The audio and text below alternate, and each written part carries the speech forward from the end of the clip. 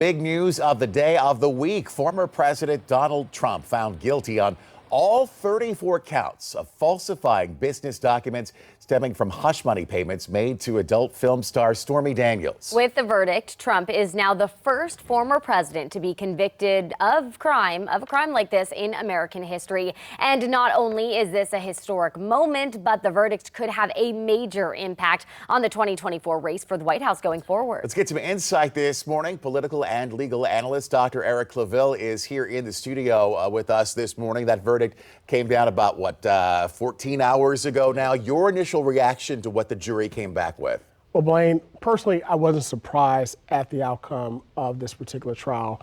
There was overwhelming evidence for the jurors to consider. Of course, the former president did not testify, but that's not held against him. However, given the testimony from his former attorney and then also the other evidence that came forth, I wasn't surprised at the verdict itself. And we look about what happens next. Sentencing is set for July 11th by the judge. What can we expect to be handed down? Is it going to be fines, probation? Will the former president actually see any jail time? Well, keep in mind that these are lower level felonies. And because the former president doesn't have any criminal history, basically he'll probably will receive a lesser sentence.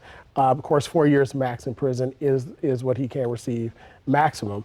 He could also receive probation, a fine, a combination of the both, or maybe even just a slap on the wrist. So we'll see. But I also want to note that the day of the actual sentence is a few days before the Republican National Convention.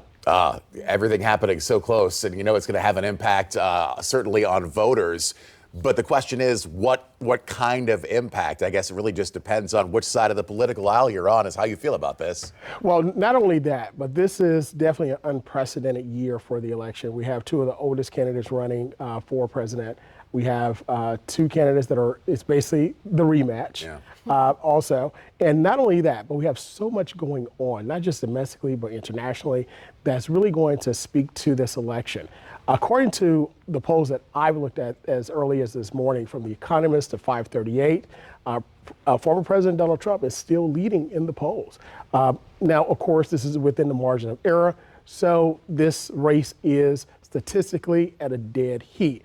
Now, also, given various questions from polls, some voters said that basically this doesn't change their way of looking at the election. They're either going to vote for their candidate of choice, which if they're voting for President Biden, they're going to continue to vote for him, or former President Trump. But something that was very significant in one poll, 25% of voters said if he was convicted, which he is now, it would embolden them to vote for him even more. Bolstering his base. Absolutely. I do think it's also important to note, too, that this was a decision that the jury came to, and the jury alone. Can you touch on that, too, and just kind of what happens in a situation like this when the jurors are having to decide an outcome? We did hear from the former president yesterday in his statement saying that, this was the doing of the Democrats and, the White House. So can we get on record with what really happened?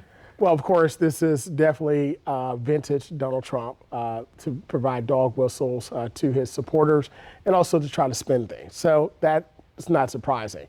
However, as relates to the jury coming to the verdict as opposed to a judge handing down the verdict, or what we call a bench trial, this shows that you have 12 individuals that were impartial, that heard all the evidence, that sat through 6 weeks of trial and made the decision that they made. Also, they requested more evidence to rehear various testimony and so forth.